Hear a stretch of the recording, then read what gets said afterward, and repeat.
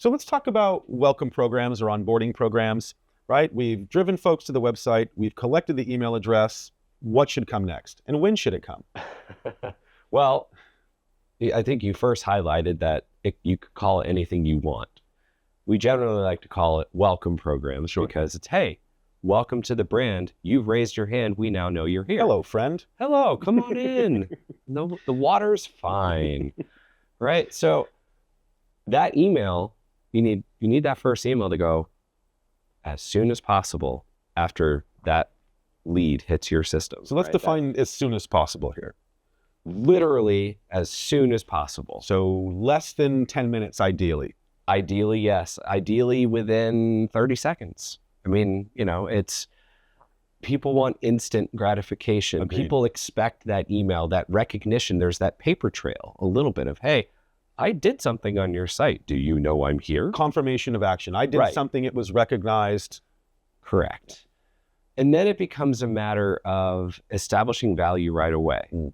So it comes down to what's in a pop-up maybe, or what's on the form that you're filling out and what are they asking for? So for example, if you're giving away a discount, that first email better go, hey, here's your discount. Especially if folks have signed up almost specifically because they want that incentive, right? And it's holding up their conversion or holding up their purchase. Now we could argue whether it's worth doing that and then showing the coupon code in the pop-up itself.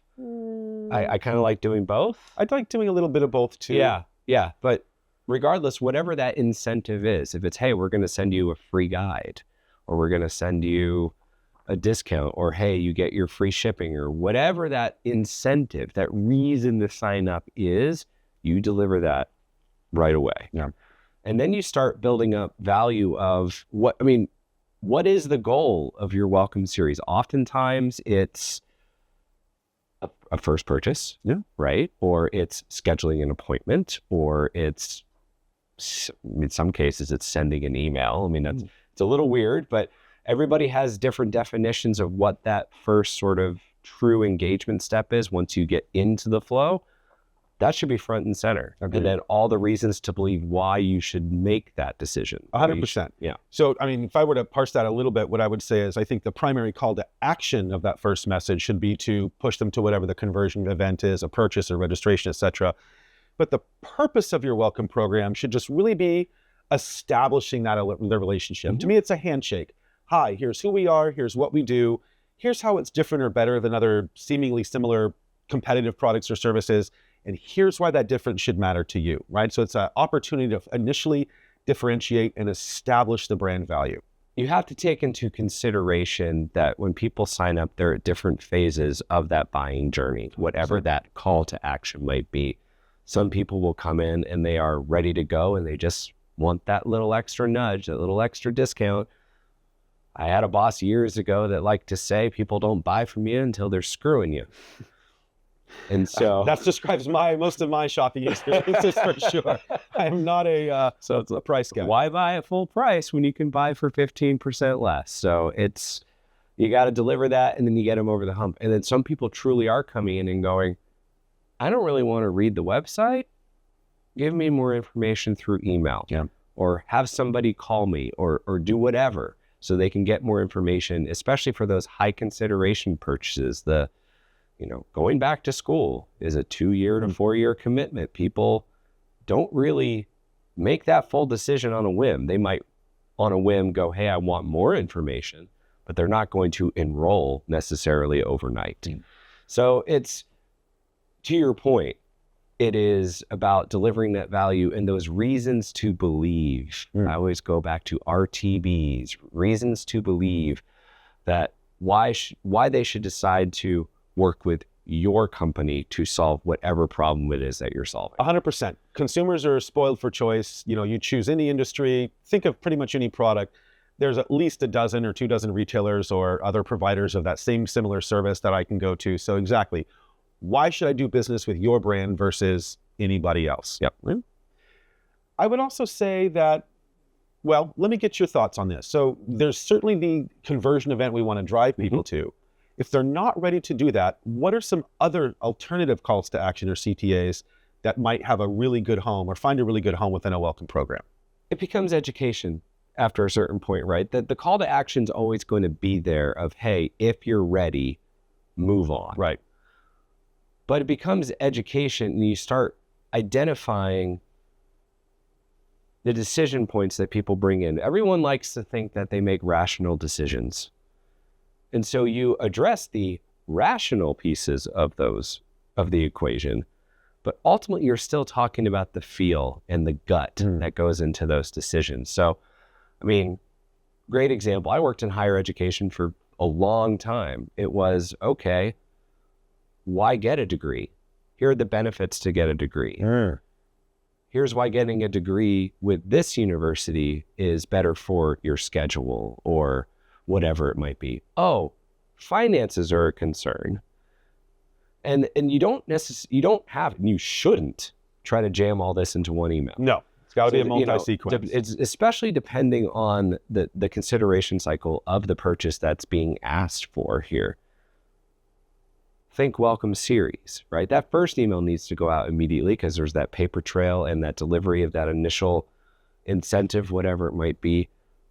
But it's just the start, right? You don't want to just lean on your newsletters or your promotional emails to do everything, your manual emails. It's just too much work. So you build in a cycle of communication that could go on 7 days, 30 days, 60 days, 90 days. Heck, in higher ed, it was 2 years. Yeah, right? I think a lot of that has to do with like the duration and the frequency and the cadence between has to do with several things. One, what is the depth and breadth of your product catalog? If it is just, education, if it's something like education where it's one sort of large consideration, that's a little bit different. You probably want to have a longer series. If it's a much deeper catalog, you want to keep that a little bit short. Price point as well, to me, right?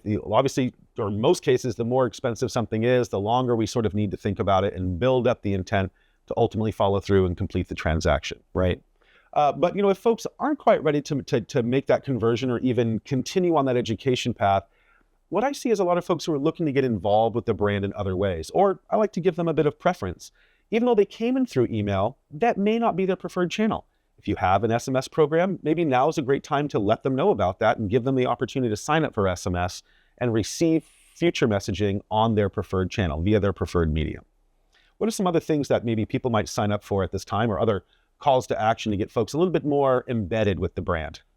I think obviously depending on the brand, the value of your communities elsewhere, right? So your social communities, yes, things of that sort. Maybe the community is the product, and so you want to get them involved in that way. I will say we've seen it for 15 years now that, hey, we've got the Facebook logo at the bottom, and you go, great.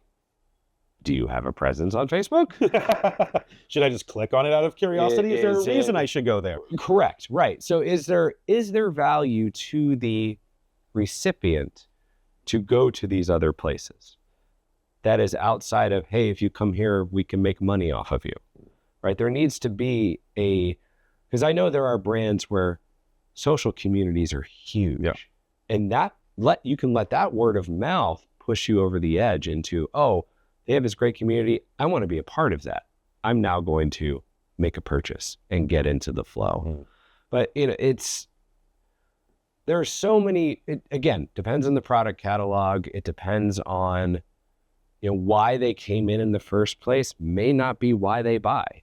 100%. Right? So if you're an overstock, you have 1 million SKUs, right? You may sign up for email because you're shopping for a chair, but the chair's not your first purchase. No.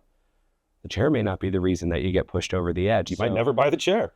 I think the important thing is to utilize frequency and cadence in welcomes to display the breadth of options. But each of those individual emails needs to have focus, because you get some of these emails that are literally this long. They might work. I don't know. Depends on the brand. Yeah. But they probably don't, because somebody goes, that's too much in an email. Remember, the best place to hide a dead body in email? Below the fold. Very few folks actually ever scroll there. So keep your bodies up top, folks. So let's summarize welcome programs. So sounds like what I'm hearing is we want to recognize the sign up for email by delivering a welcome program or first welcome message right away. Ideally, within a number of seconds or single-digit minutes. Yes. Secondly, it should introduce the company, differentiate their value or the convenience that they provide to your customer. So definitely use that as an opportunity to set your brand apart amongst the rest of the competitive brand landscape. Third, sounds like give these folks some, have a very clear call to action. And, maybe you want to sort of explain very clearly the benefit of that call to action or the value that waits the consumer at the end of that call to action. But we also, it sounds like, want to have some alternative paths for them to follow if they're not quite ready to take that first step and make that first conversion. 100%. Following on social, you mentioned maybe signing up for SMS. These are all ways to get folks deeper embedded into the brand and get them a little bit more activated without necessarily asking them to make that commitment of the first purchase. Yep. I think one of the final points here is your welcome series should be just that, a series, not a single message. Very few things get done with that sort of, single attempt, that one shot and out. There's very much the aspect of reinforcement through repetition, right? Absolutely. I mean, the first email you send will be outside of your order confirmation and your shipping confirmation emails. If it's not your highest performing email, there's something wrong. Yeah. In terms of opens, in terms of clicks, in terms of conversions, everything, right? Because you have the people who are ready to go right now and they want that last little nudge. But odds are you simply just have too much to talk about in one email. So spread it out and don't drop people directly into a standard promotional cycle right away. Yeah. They're not ready for it. It's kind of like going up to a stranger on the street and just tapping them on the shoulder, asking if they'd like to go out on a date with you. Like you haven't earned your way to that question just yet. It sounds like maybe that's weird, but maybe apt correlation in this case. Yeah, I mean, it's probably not it's not a perfect analogy, but yeah. I mean, You are. Yeah, you're not sitting there emailing across the table. But it really, you have to build up your bona fides, right? And you don't know how much research they've done on you to this point. So you really have to start with the assumption, unless your data matching anonymous data to known data right away, which is a whole CDP argument we're not going to get into. Not today. Not today. Unless you can track that perfectly and you can go, oh, they've been here 10 times and now they're finally signing up, and you could do some segmentation there. You really need to start with the assumption that they know nothing about you other than they were interested in your pop-up. So you need to start with that assumption and then progress your profile potentially for how they engage. Maybe you can match up some data later on. But it's, hi, my name is Scott. I like football, and could you hire me? I mean, it's more like, it's kind of like a hiring thing, right? Where you don't just go, hey, hire It is an me. interview. It is. Your welcome program is Absolutely. very much an interview. It's very much an interview. Cool. Yeah. So I guess the last point is that, again, should not be a single message, should be more of that multi-message sequence series. And the length of that series and probably the cadence between those messages should really reflect what the consideration cycle looks like for your brand. Yeah. As well. No one's going to purchase with that first handshake. We need to build up to that. And the amount of build up you need to do really should mirror how long it takes people generally or on average to reach that point of critical decision. Welcome can very quickly become nurture. Absolutely. And there should be an aspect of both of that in there. For welcome, in your welcome program, I think one of the first sort of maybe bits of copy in there should, to your earlier point, really explain or reference sort of how they came into the program in the first place, right? So if they came in through social, we want to reflect that. If they came in from an ad that made a specific offer or that had some type of unique language, we want to reflect that. If your new subscriber joined because you met them at a conference or a trade show, critically important to sort of reference that so they remember why they got on the list in the first place and realize that this is a consent-based communication that they're receiving, not just some random outreach. And make sure that if you pick it up at a conference that they actually consented to be added to your marketing list and not just, hey, you call me sometime. Can I scan your badge? Or that somebody didn't just, flippantly give you their email address because they wanted whatever worthless tchotchke you were giving out at your booth. Or you were giving away an iPad and so everybody signed up. Even worse. Yes. I'd rather have the worthless tchotchke. Yes, absolutely.